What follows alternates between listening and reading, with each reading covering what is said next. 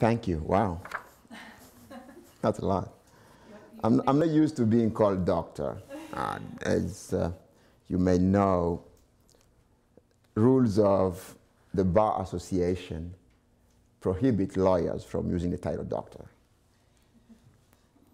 Don't ask me why. So it sounds a little weird to hear Dr. Bamlango several times in one day. It doesn't happen very often. And thank you very much. Thank you all for coming today to listen to what I have to say about the topic that was announced to you. I'd like to thank the organizers of this program for giving me the opportunity to speak. It's a great privilege to speak after such many other very fine speakers like Patience, who spoke here several months ago, and I came to his presentation. Just wonderful, wonderful presenters. Just a wonderful opportunity to be here with you. And I need to confess to you that the title that you may have read about this program is probably not what I will talk about. So just be prepared for that. A little story about the titles. The first title for this program was supposed to be International Law and Global Economic Crimes. Now, when I was given that title, I'm like, oh my God, I know nothing about this. What am I going to talk about? International law and, okay, fine. I can do some research, I can read about this, and I can say something. So I tried to start reading up about it like most people would do, and when we are thrown a topic, go read up and then come talk about it. Pretend to be a savant about it. And then I'm like, no, it's not going well. I'll change this completely. So I said, I'll talk about something I really want to talk about. So I left that topic away, and I sent Stacy this title that you have, Kafka in the Congo, Demand for Rule of Law and an Independent Judiciary. Now, that too, I kind of have to refashion it again because I figured a better title would have been actually Rule of Law, a prerequisite for sustainable economic development in the Congo. I like Kafka. I don't like the stuff he describes because they are very scary, but I like how he described the German court system, and in the trial especially. It kind of reminds me a little bit of how the court system looks in the Congo today, and what the many hundreds or thousands even of prisoners who lock in Congolese jails without ever being tried, without ever being told why they are in jail, are so similar to the protagonist in Kafka's books. So that's why I had to throw Kafka in there, because it is very reminiscent, at least to my mind, of the reality of many trying to go through the Congolese judicial system. But today I will really talk about rule of law, and to what extent rule of law is necessary or even essential for the realization of economic development in the Congo. Now, what is the rule of law? I mean, the notion of rule of law is very ancient. It doesn't date from the 80s or the 90s. It's a very old notion. In ancient Greece, Plato himself talked about the idea of the rule of law. He wished that the best government would be ruled by the best man, the philosopher king. So maybe not being governed by the laws, but by the philosopher king. However, the philosopher king was supposed to abide by the laws of the country, of the city that he found. So where the law is subject to some other authority and has none of its own, the collapse of the state, in my view, is not far off. That's Plato writing. But if law is the master of the government and the government is its slave, then the situation is full of promise, and men enjoy all the blessings that the gods shower on a state. That's Plato. So, philosopher king, yes, but he has to abide by the laws. Aristotle was more radical. He thought, no philosopher king, you have to have a government of laws, and only a government of laws. It is more proper that law should govern than any one of the citizens, that Aristotle. Upon the same principle, if it is advantageous to place the supreme power in some particular person, they should be appointed to be only guardians and the servants of the laws. Very old concept that laws must govern. So what is rule of law then? Central to this idea of rule of law is the notion that the government of man, women, societies should be based only on laws and not on the whims of those who are governing. And those who govern, they too must be governed by the laws. That is the central theme, the central principle under the idea of rule of law. It is basically something you can oppose to the rule of man, if you will, where whims of the king or the dictator are the rule. And you never know what are the rules until you are told you broke them. If only you are told you broke them, again, it sounds like the plot in one of the Kafka's books. But that's the rule of man. The rule of law is the opposite of that. Now, it's still not very clear what rule of law means because, yes, fine, government by laws, but what is that exactly in a country? Now, a very fine law professor, Professor Fallon, in one of his law reviews articles published in '97, he took on to try to list a number of characteristics of rule of law, how it would be implemented.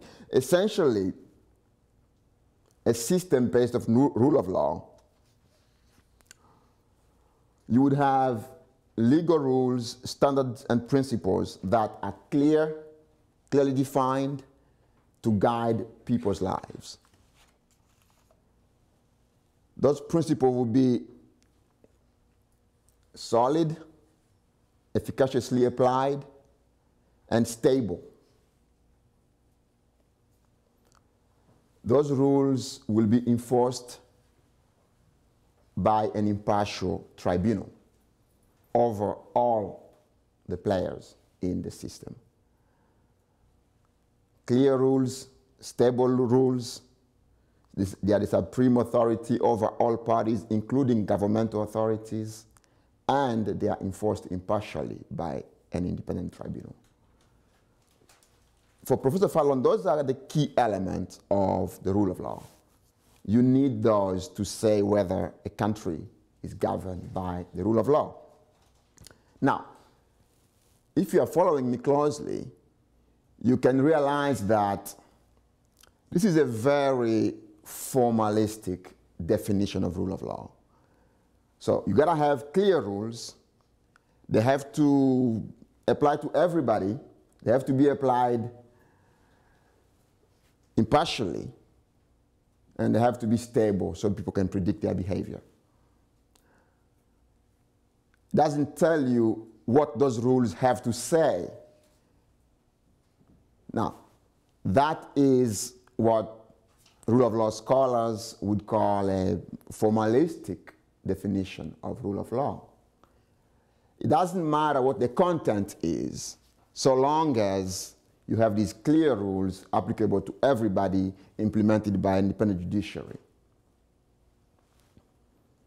Under a formalistic view of the rule of law, apartheid South Africa could pass the test of rule of law government because they had clear rules applicable to blacks and whites, and the judicial system was impartially applying those rules, especially as for the white people.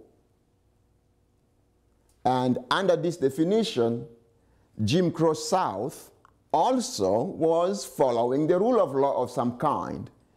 except there were some rules that were exclusive of others. But they were applied fairly by the tribunal. They were just some weird type of rules.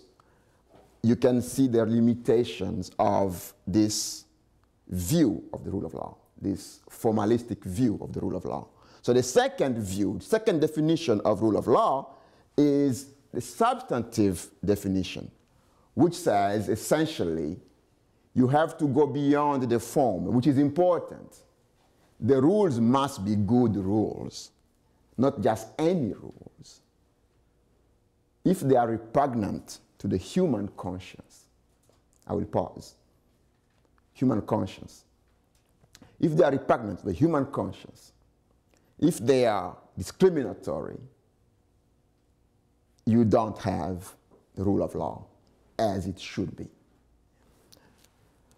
So this definition moves you beyond the form and takes you into the substance. And under that definition, you can see my two examples. Jim Crow South would have failed the test of the rule of law governed institution or country or government. And apartheid South Africa also would not have passed the test because definitely their rules, their laws were repugnant if you look at them through that prism. And this notion of substantive rule of law approach or definition was better summed in 1959 by jurists who formed the International Commission of Jurists. This is a human rights non-government organization comprised of about 60 prominent, eminent jurists, lawyers, and judges from representing a cross-section of the world's legal systems. It was formed in the 50s in memory of some human rights activists from East Germany who had been killed because of denouncing human rights violations. So other lawyers decided to start this organization to promote the rule of law, among other things, and the respect for human rights. So in 1959, the International Commission of Jurists met in New Delhi, and they issued the Delhi Declaration, where they kind of summed up what we can all accept today to be the definition of, if you will, of the scope of rule of law in its substantive terms. So they say basically the rule of law should be employed not only to safeguard and advance civil and political rights of the individual in a free society, but also to establish social, economic, educational, and cultural conditions under which his legitimate aspirations and dignity may be realized. So two elements: safeguard and advance civil and political rights, and create an environment, socio-economic, educational, and cultural, where legitimate aspirations and dignity of human beings can be expressed. Your laws must guide us toward those goals to really speak of true rule of law. Now, as you can gather from here, the substantive view of rule of law is closely aligned with the idea of human rights and democracy and legitimate government. So what those who advance that view of rule of law will tell you is that, yes, you need human rights, you need a legitimate government, form of government, to be able to have true rule of law governed government or system. And of course, the formalist view will be that it doesn't matter. Rule of law is pure form, pure process. It's not about the substance.